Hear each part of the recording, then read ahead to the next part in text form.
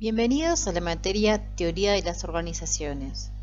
Mi nombre es Janina Frisotti y soy la docente a cargo.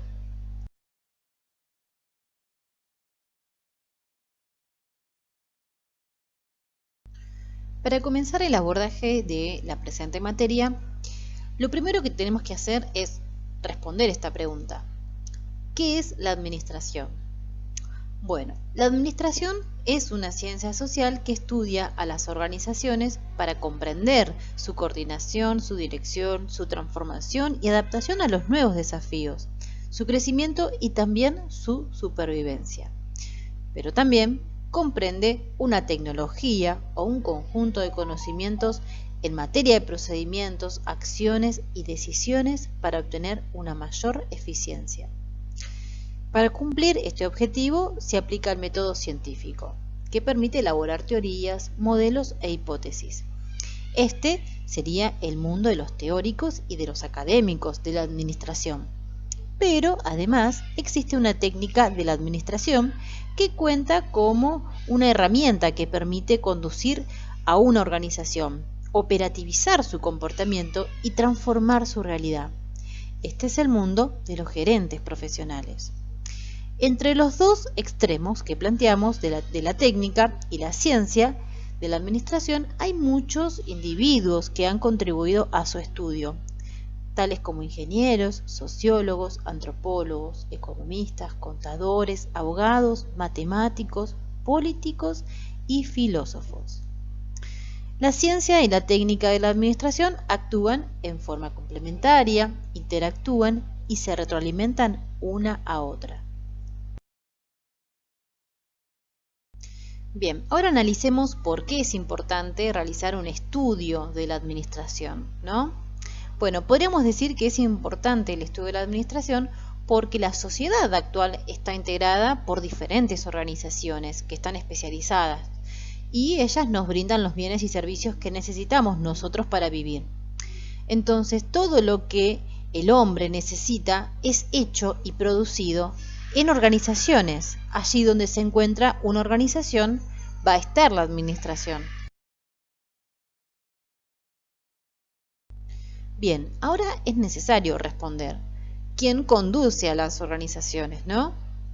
Bueno, el que conduce a las organizaciones, por lo general, son los administradores. Estos son los responsables de llevar a cabo las actividades necesarias para alcanzar las metas que tengan las organizaciones.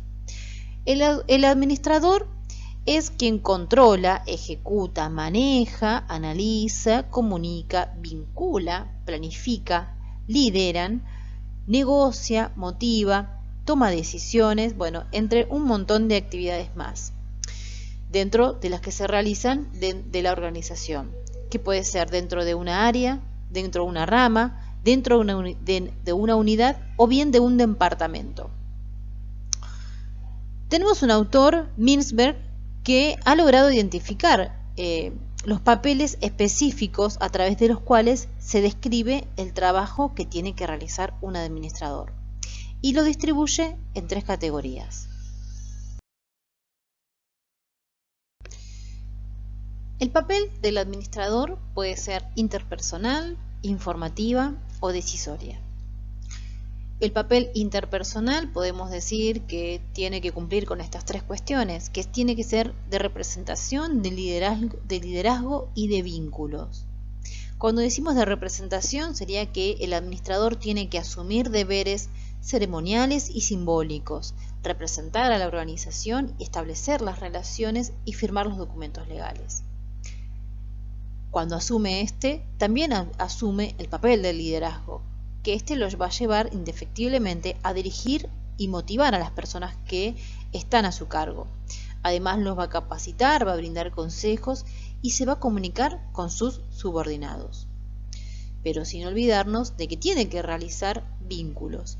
Los vínculos mantienen redes de comunicaciones dentro y fuera de la organización, constituyendo canales formales y de comunicación. Cuando decimos que el administrador puede también tomar un papel informativo, significa que tiene que ser en sí de vigilancia, difusión y además de portavoz. De vigilancia, ¿por qué? Porque va a elaborar y va a utilizar informes, manteniendo contactos personales. De difusión, porque va a enviar información a los miembros de las organizaciones, organiza y preside las reuniones. De portavoz, porque transmite información a personas externas mediante conversaciones, informes y los memorándum. Y cuando decimos que, su papel también es decisorio, porque este va a cumplir una categoría de emprendedor, resolución de conflictos, va a asignar los recursos y va a realizar las negociaciones. De emprendedor sería porque, inicia los proyectos, identifica las nuevas ideas, asume los riesgos, delega a las autoridades también, comparte las responsabilidades con los demás. Cuando decimos que el administrador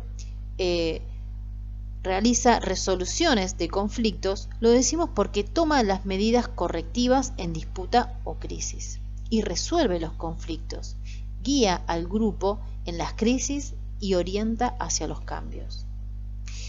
Además, va a ser quien él decida la asignación de los recursos y va a proponer y establecer prioridades. Además, va a representar a los intereses de la organización en negocios con los sindicatos, en ventas, compras o también a través del financiamiento. Por eso decimos que administrar es mucho más que una mera función de supervisar personas, recursos y actividades. Cuando todo cambia y las reglas del cambio son complejas, no solo se trata de mantener la situación, sino también de innovar y renovar continuamente a las organizaciones. Cuestión que hoy, mejor que nunca, lo podemos comprender.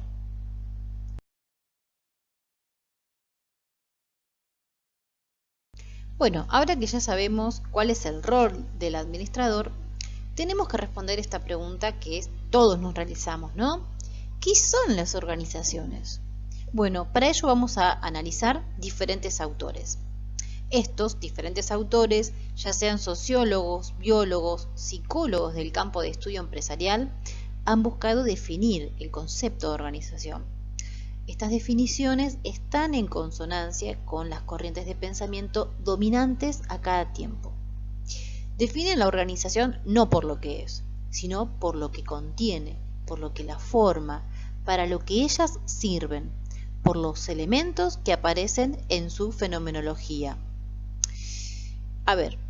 ¿Cuál es uno de los planteos que ellos realizan en cuanto a su definición? Y plantean que una organización es un sistema social compuesto por individuos o grupos de individuos que mediante la utilización de recursos desarrollan un sistema de actividades interrelacionadas y coordinadas para el logro de un objetivo común, dentro de un contexto en el que establecen una influencia recíproca, ¿no?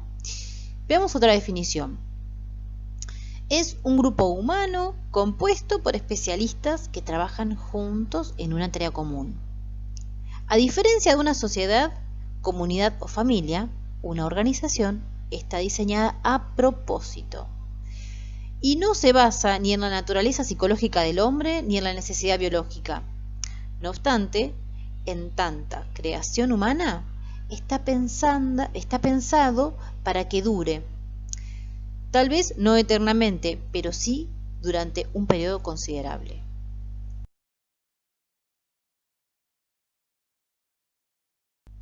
Sigamos analizando las definiciones.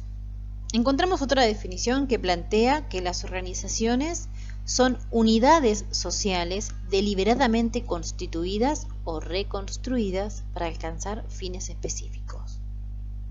Otro plantea que las organizaciones son unidades en cuya faz se congregan la división interna de los trabajos y de las responsabilidades, los centros encargados de tomar decisiones, las redes de información y comunicación. Otra definición plantea que se trata de entidades o grupos formales generadoras de sus propias reglas internas, con características distintas, que actúan en la sociedad para prestar determinados fines y con programas de objetivos expresos para la acción. Analizado estas definiciones, podemos concluir en que nuestro desafío es entender a las organizaciones como un objeto dinámico y complejo.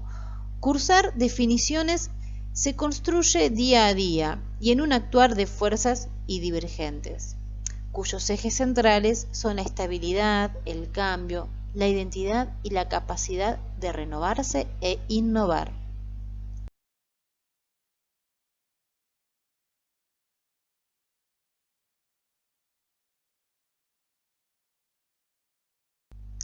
A raíz de los autores que hemos analizado recientemente, podríamos decir que son ricas y diversas las definiciones sobre las organizaciones.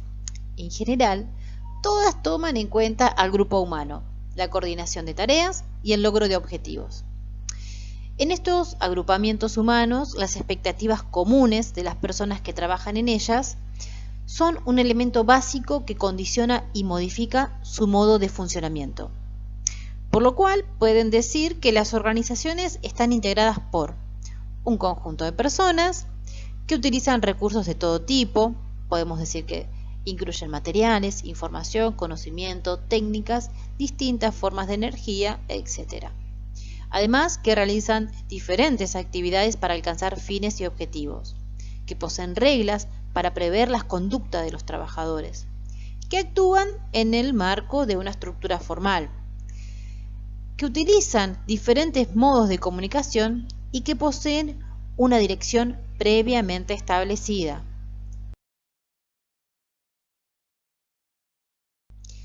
Bien, ahora que ya entendimos qué son las organizaciones, tenemos que empezar a indagar un poco más sobre ellas. Y tenemos que analizar cuáles son las características de las organizaciones. Podemos decir que las organizaciones se diferencian de otros grupos sociales, como grupos étnicos, grupos de familia y amigos, porque nacen por un acto deliberado, intencional, consciente, y son creadas para lograr un propósito. Es decir, tienen la finalidad de satisfacer alguna necesidad de la sociedad en la que se encuentran insertas. La división de trabajo, del poder y de las responsabilidades de la comunicación son divisiones que han sido deliberadamente planeadas para favorecer la realización de fines específicos. Por ello, podemos decir que la mayoría de las organizaciones tienen como característica común.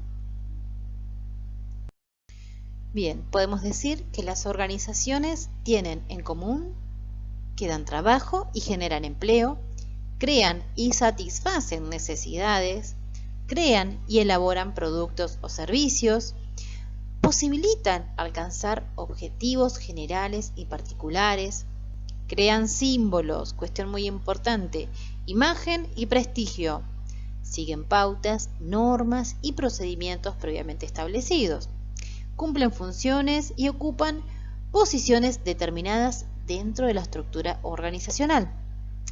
Le reconocen a ciertos miembros de la organización la autoridad legítima para generar, poseer y transmitir poder. Son parte de una red de comunicaciones por medio de la cual coordinan actividades, intercambian información, etc. Se influyen mutuamente, dado que la organización es un espacio de intercambio, de interacción entre las personas. Adoptan diferentes decisiones, siempre con un propósito organizacional. Realizan distribución, intercambio y redistribución de los recursos y capacidades con el entorno en el que se encuentran insertas.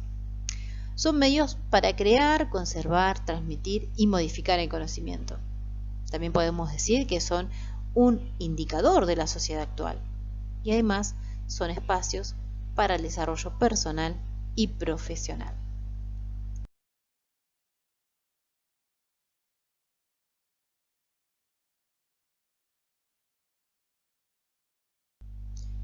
Bien, ya entendimos cuál es el rol del administrador. Entendimos las diferentes posturas sobre la definición de las organizaciones. Entendimos las características de las organizaciones y ahora vamos a abordar la clasificación de las organizaciones. Bueno, tenemos la primera clasificación, que puede ser según la forma de integración de su capital. ¿Qué quiero decir con ello? Bueno, si el capital es de propiedades privadas, va a ser privados. Si es de capital del Estado, van a ser estatales. Pero también hay una composición mixta, ¿sí? Puede ser que dentro de la sociedad, dentro de su formación, ¿sí?, tenga participación pública y privada al mismo momento. La segunda clasificación puede ser dependiendo a sus fines u objetivos. Y aquí tenemos con fines de lucro y sin fines de lucro. ¿A qué me refiero con fines de lucro? Es aquellas que persiguen un interés económico, que buscan obtener una ganancia. También hay organizaciones que no buscan obtener ganancias, sino que tienen un fin benéfico.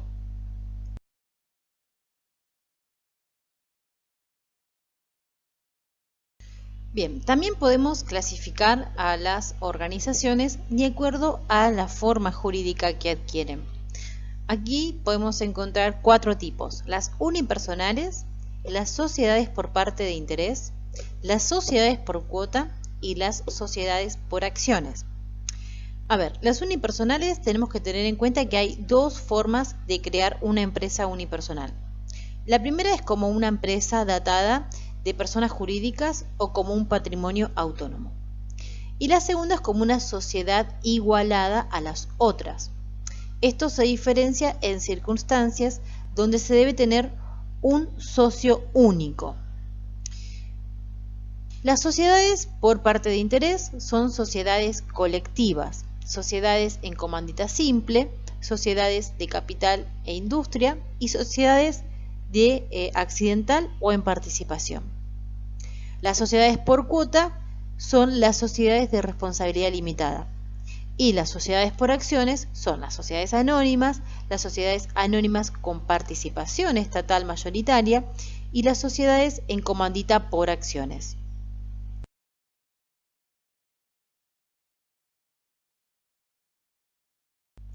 También podemos clasificar a las organizaciones según el capital de origen, que estas pueden ser nacional, extranjera o mixtas. También las podemos clasificar según la actividad que realizan, que pueden ser extractivas, de producción de bienes o pueden ser de prestación de servicios. Y la última, que podemos clasificarlas según el tamaño de las organizaciones, que pueden ser pequeñas, grandes o medianas. Ahora bien, lo que respecta a hacer es analizar a las organizaciones y el contexto que las rodea. Las organizaciones deben estar analizando permanentemente su contexto para asegurar el logro de los resultados previstos, contemplando tanto factores positivos como los negativos. Estos factores pueden incluir el entorno legal, tecnológico, competitivo, de mercado, el cultural, social y el económico. Se accederá a un nivel internacional o nacional, regional o local, así como la misión principal de la alta dirección de una organización consiste en orientar la institución hacia el futuro para garantizar su supervivencia y competitividad en el mediano y largo plazo. Como toda organización pasa por diferentes etapas de crecimiento. La alta dirección debe hacer gestión de manera estratégica para los procesos de la organización, implementando acciones de acuerdo con su estado de madurez, las cuales pueden incluir creatividad, ejecución, rejuvenecimiento y reinvención. Este proceso se alcanza si se tienen propósitos claros a partir de la realidad organizacional, dando inicio a la planeación estratégica a partir de un análisis de contexto de acuerdo con su etapa de crecimiento.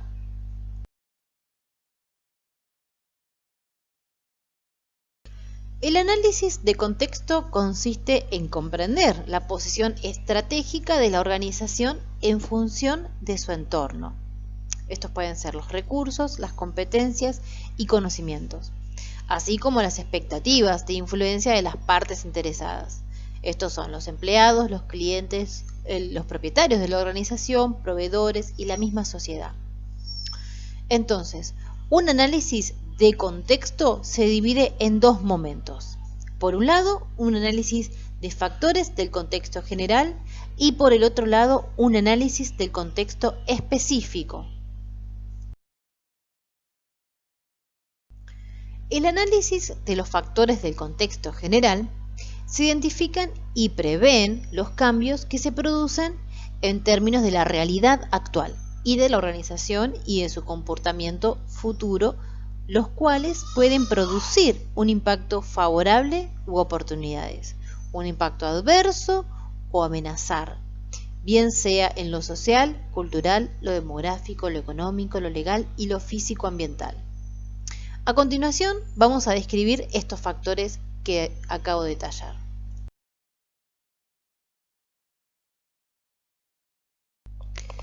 Analicemos los factores sociales, culturales y demográficos que afectarían a las organizaciones. Estos hacen referencia a los valores de la sociedad que influyen sobre la forma en que las personas interpretan o reciben los estímulos de las organizaciones que la componen.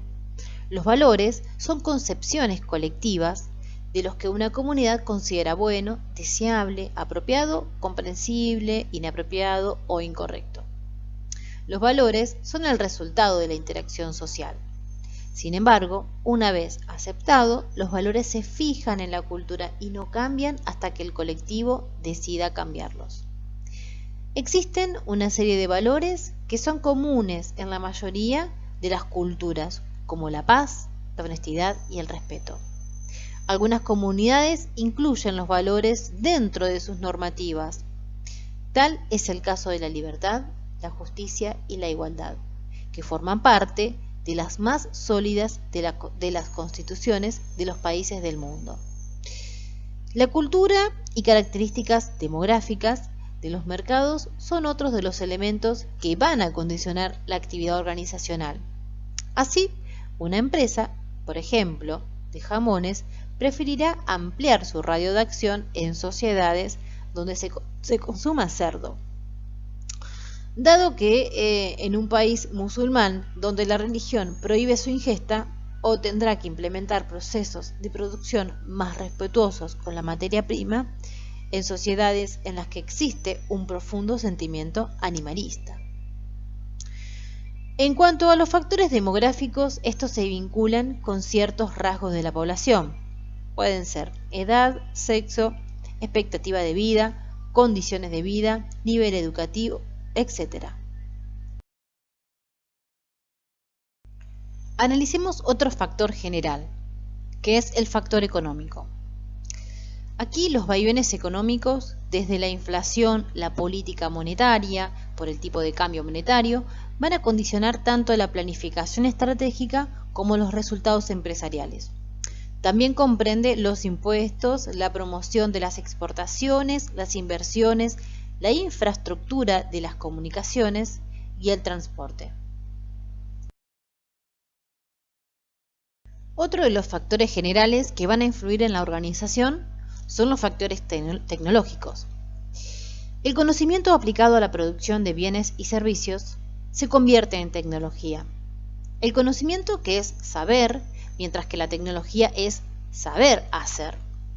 La aparición de innovaciones técnicas en el mercado, tanto de productos como de procesos, van a permitir a las compañías ser más o menos eficientes, de modo que los factores tecnológicos de una empresa se convierten en un gran diferenciador corporativo a la hora de enfrentarse a la competencia.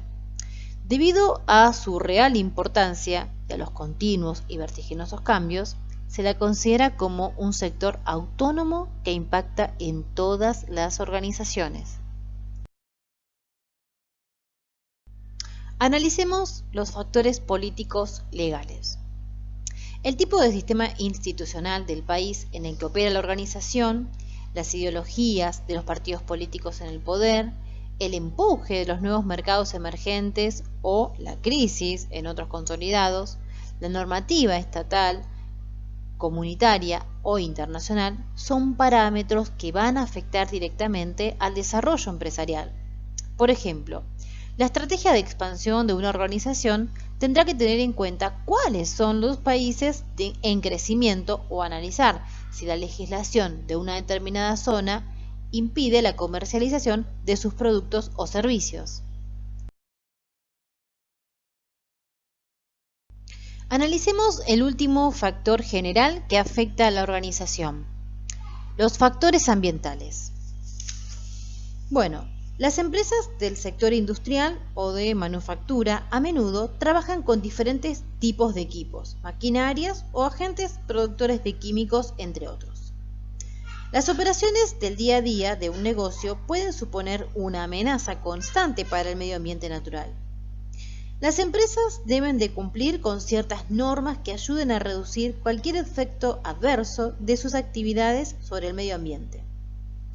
Las empresas involucradas en actividades que afecten su entorno suelen tener que requerir permisos de operación a través de un organismo estatal.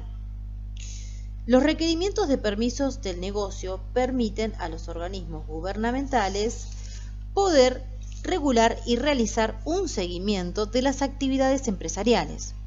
Estos permisos tienen finalidades diferentes, algunos de los cuales incluyen el establecimiento de normas mínimas para las emisiones a la atmósfera, dictando ciertos procedimientos para el manejo de residuos y materiales peligrosos y la regulación de la forma en que las operaciones diarias de una empresa interactúan con las fuentes de agua cercanas.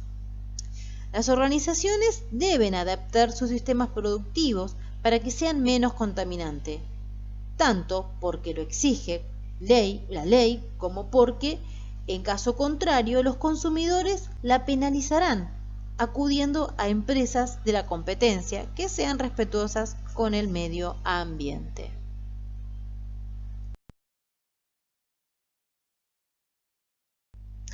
Ya realizamos el análisis del contexto general, en el cual influyen sobre nuestra o la organización que querramos analizar. Ahora estamos en condiciones de realizar un análisis un poco más profundo, y este es el análisis del contexto específico en el cual está inserta la organización. Los factores específicos que afectan de distinta manera a cada organización ejercen fuerzas de manera directa a él o los procesos de transformación que realiza la organización. Los principales factores que componen el análisis interno son... Comencemos nuestro análisis interno analizando a los clientes y o consumidores. Estos son quienes compran los productos o servicios de una organización. Pueden ser consumidores finales. Cada cliente difiere de los demás en muchas características, como son la edad, la educación, los ingresos y el estilo de vida. Los clientes también pueden ser otras empresas que usan nuestros productos como input. Los clientes pueden influir sobre la organización, forzando a la baja de los precios, negociando una calidad superior, mayores servicios o incitando a la competencia. Las organizaciones responden a las fuerzas de los clientes mediante la acción. Así, realizan la investigación de clientes, la cual se enfoca hacia los clientes presentes y hacia los potenciales. Las organizaciones buscan identificar el grado de satisfacción de sus clientes actuales con sus productos y servicios y descubrir cualquier cambio en sus preferencias. De todas las fuerzas directas, los clientes son las más importantes para las organizaciones. Después de todo, su decisión de comprar o no el producto o servicio determina directamente el rendimiento de las ventas y, finalmente, la supervivencia de la misma.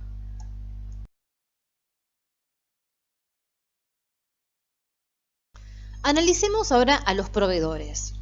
Todas las empresas, sin excepción, necesitan una serie de entradas, o lo que también podemos llamar los inputs, para realizar su proceso productivo.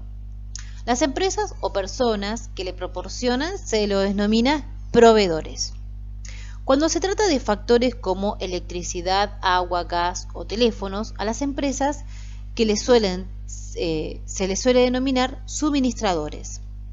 Muchas organizaciones evitan depender de una sola fuente proveedora y extienden sus compras de materia prima y otros recursos necesarios a varios proveedores, evitando así que estos se conviertan en un elevado poder de negociación que les permita modificar las condiciones de venta que sus productos o servicios, en cuanto al precio y a la calidad. Sin embargo, otras organizaciones prefieren correr el riesgo de optar por el abastecimiento de una sola fuente debido a la alta calidad de los materiales que estos les proporcionan.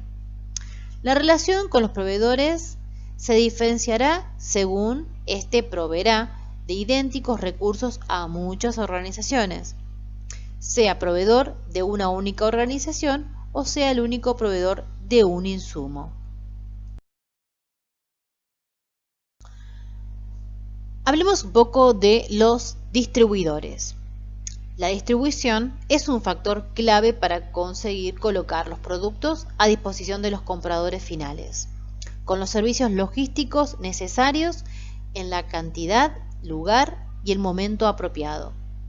Las organizaciones deben investigar para decidir correctamente sobre la elección y desarrollo de distribuidor, para lo cual deberán evaluar la imagen del distribuidor del mercado, la antigüedad, la experiencia y el liderazgo que tienen en el sector que se desempeñan. Analicemos ahora a los competidores. Son los componentes de una organización. Las compañías contra las cuales una organización compite por los clientes y los recursos necesarios. Estos recursos pueden ser recursos humanos, materias primas, incluso otras organizaciones. Una empresa nunca puede perder de vista a aquellos que pueden hacerle la competencia, bien porque ofrezcan el mismo tipo de productos o porque ofrezcan un producto alternativo. Una organización puede entender a sus competidores llevando a cabo un continuo análisis de competidores, revisando y evaluando la información de muchas fuentes. Los medios de comunicación, sus proveedores, mayoristas y socios, para obtener una sólida comprensión de los objetivos, estrategias, ventas competitivas y sus puntos débiles. El análisis minucioso de la competencia capacita a una organización para prever mejor las ofensivas y contraofensivas de un competidor. El marco legal o regulatorio. Este es una extensión del factor político legal del contexto general y se refiere a las normas locales que establecen las condiciones bajo las cuales la organización planifica su accionar. El último punto del análisis del contexto específico es realizar un análisis interno. Las organizaciones definitivamente son sistemas abiertos para interactuar con todos los factores externos que la rodean y que afectan su ambiente interno. Quien realmente crea el ambiente interno dentro de las organizaciones son los trabajadores, sin dejar de ser influidos por sus directivos y jefes directos. El ambiente organizacional consiste en estudiar y aplicar el conocimiento de cómo las personas actúan de manera individual y en equipo. Este concepto abarca un número considerable de elementos en la empresa, como lo son la cultura, liderazgo, trabajo en equipo. El éxito del trabajador dentro de la empresa se refleja en la satisfacción misma que recibe por su trabajo. Entonces, es responsabilidad de los directivos crear el ambiente propicio, enmarcando un entorno positivo, de confianza, ante las eventualidades que muy seguramente desembocará en un aumento de la productividad del bien o servicio ofrecido.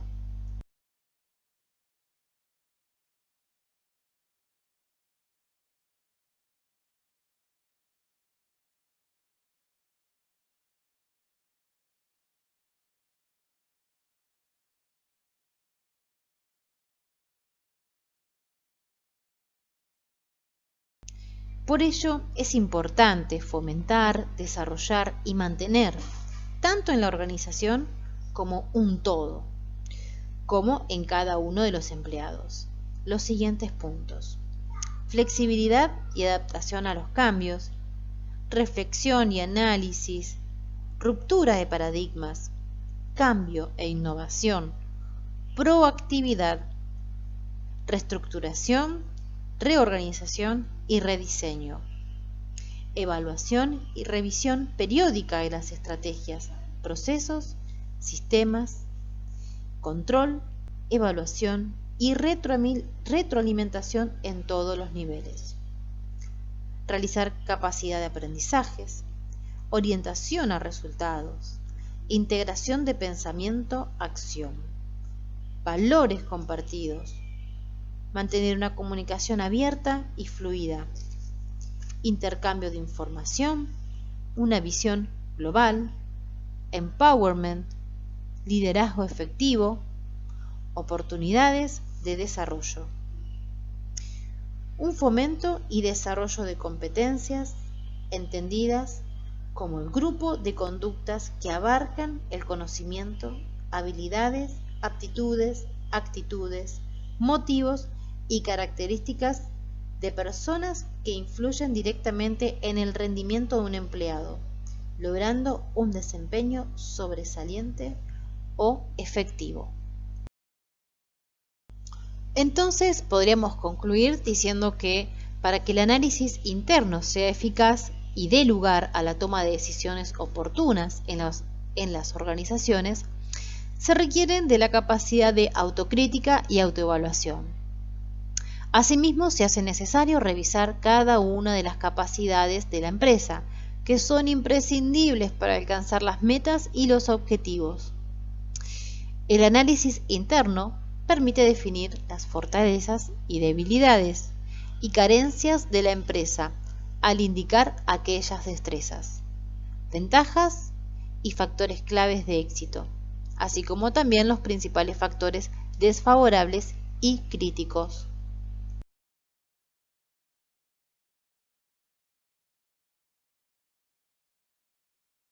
Los invito a aprender cómo se realiza el análisis interno y externo de la organización. Una de las herramientas más utilizadas para obtener información del análisis del contexto es la matriz FODA, que clasifica las fortalezas y debilidades de la organización y las oportunidades y amenazas del entorno. A partir del análisis FODA se debe poder contestar a cada una de las siguientes preguntas. ¿Cómo se puede defender la organización de cada amenaza? ¿Cómo la organización puede explotar cada oportunidad? ¿Cómo una organización puede minimizar cada una de sus debilidades? ¿Cómo la organización puede aprovechar cada fortaleza? La metodología de realización consiste en hacer una matriz, donde se plantean las fortalezas y debilidades, y se comparan con cada una de las oportunidades y amenazas, con el propósito de identificar posibles estrategias de acción. No siempre la relación es 1 a 1. Se puede utilizar una fortaleza para apoyar varias oportunidades o amenazas, o también para combatir las debilidades aprovechando oportunidades o amenazas.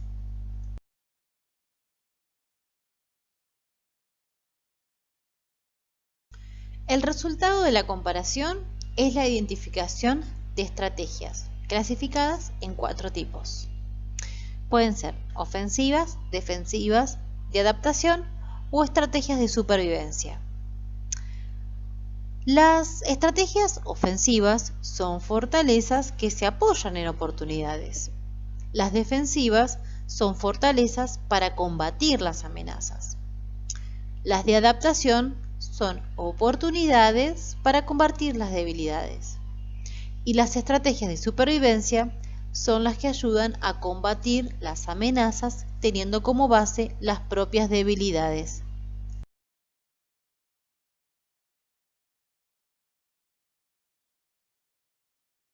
Cada una de estas estrategias se convertirá en objetivos a alcanzar, que posteriormente se desplegarán en metas y planes de acción.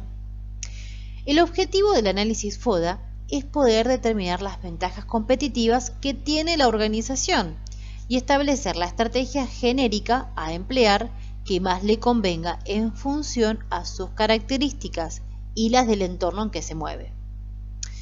El análisis consta de 4 pasos: un análisis externo, un análisis interno, la construcción de la matriz FODA y determinar la estrategia a emplear.